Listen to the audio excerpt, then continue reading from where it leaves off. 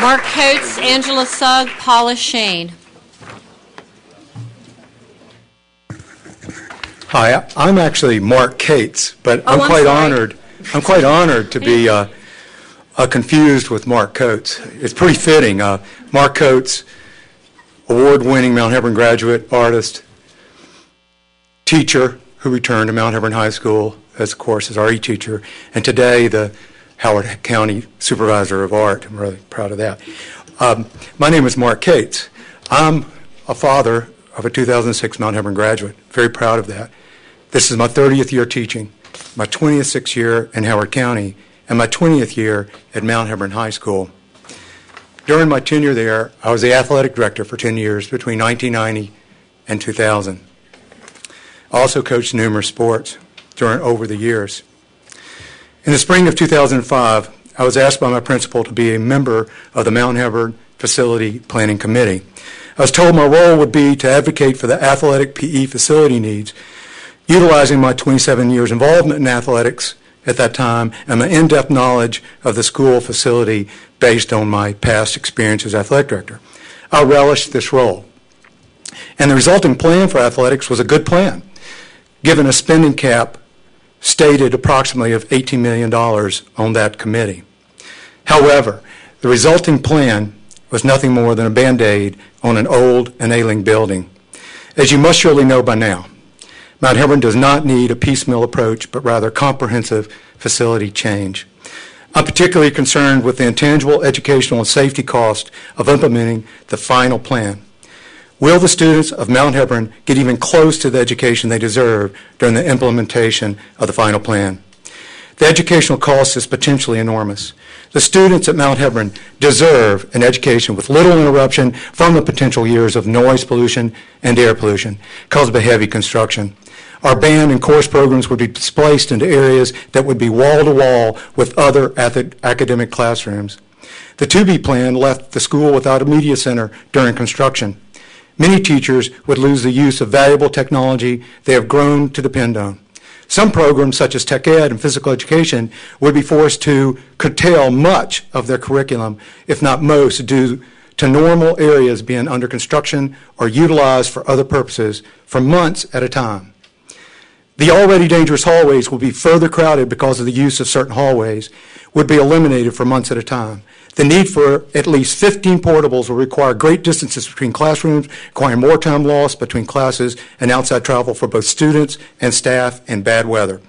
We recognize that every school that undergoes construction on site suffers from some of these types of interruptions. However, the scale of the comprehensive change that Mount Hebron facility needs is, I believe, unprecedented in the Howard County school system, and therefore, intangible costs will be incalculable. Thank you, Mr. Cates. Thank you. Angela Sugg, Paula Shane, and Tina Trask. Good evening. My name is Angela Sugg, and I'm a teacher at Mount Hebron High School. I'm the Social Studies Instructional Team Leader and also the co-sponsor of the Student Government Association. I have spent my entire career at Mount Hebron High School and have been there since 1989. Mount Hebron is a unique school. We have incredible parent support and a loyal community. There is a tremendous amount of pride and tradition embedded in Mount Hebron High School.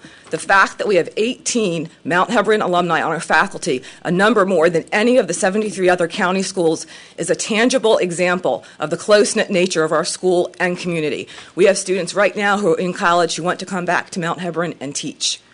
It is deeply distressing to me that our facility does not reflect this same pride. I would like to request that the Board of Education take a comprehensive approach to Mount Hebron to ensure that our students can learn in a safe environment. The plans for Mount Hebron need to be revisited to ensure that our taxpayers' money is well spent. We are not asking for the Taj Mahal. We are asking that all deficiencies are systematically addressed. This includes all health, safety, and code issues. While I support earmarking $27 million in fiscal year 2009 and the $19 million in fiscal year 2010 for Mount Hebron, I believe that the project's description needs to be revised to reflect a more extensive approach than option 2B's piecemeal approach. The possibility of a replacement school needs to be included. The existing condition report and concept study submitted by Smolin, and Associates on April 25, 2006 supports this view. Here is an excerpt from that report. Quote, The proposed scope of work for this project is quite extensive, i.e. the final building will be significantly different than the existing building.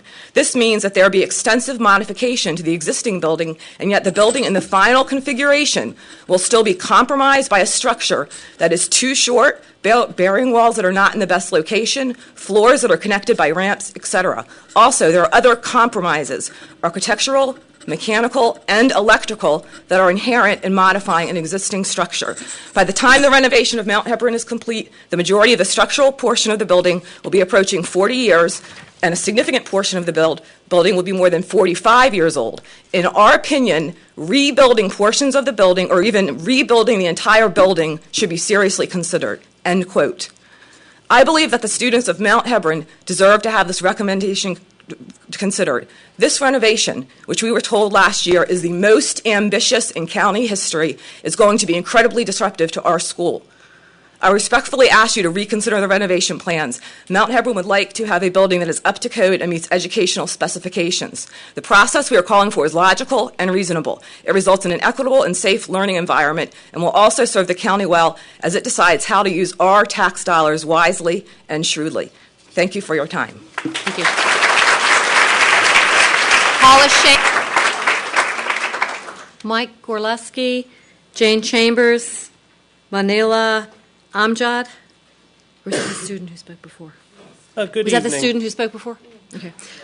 Brenda Skinner. Good evening, everyone. I've provided a visual aid that I'll get into after a little bit, but I want to give a little background about myself first.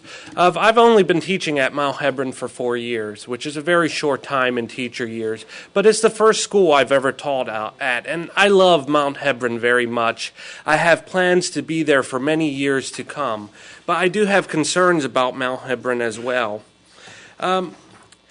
Unfortunately, I think the building itself needs a great deal of work.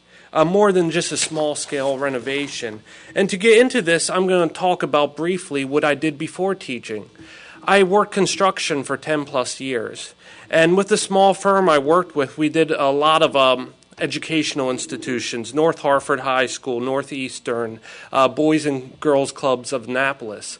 And one of the things you don't see when a renovation is going on, when you get down to the nitty-gritty and you're digging through the foundations and crawling through the ceilings, are all the things that are hidden from view. I've seen sewer mains that start out 4 inches 50 years ago, and they become 1-inch sewer mains. And this is just the natural wear and tear that occurs on any building that's in continual use for a long period of time. Now, looking at my visual aid, Mount Hebron opened in 1964. Since that time, according to the Howard County website about Mount Hebron, there's been 5 renovations. And I adapted this from a great text for architecture called Stuart Brand's How Buildings Learn. Over a course of a building's life, and in Mount Hebron's case, 40 years, the cost of renovations of the services and the space plans over time eventually surpass what the original structure cost. And what's worse, you're building on top of a structure that might not be adequate for the changes that are being made to it. A lot of the speakers who came before me spoke about this in particular, so I don't need to go into detail about this. But I think it's reached a point with Mount Hebron where sometimes it's better to just start fresh, maybe gut out the whole building rather than trying to put a renovative Band-Aid on the structure itself. I thank you for your time. Yeah.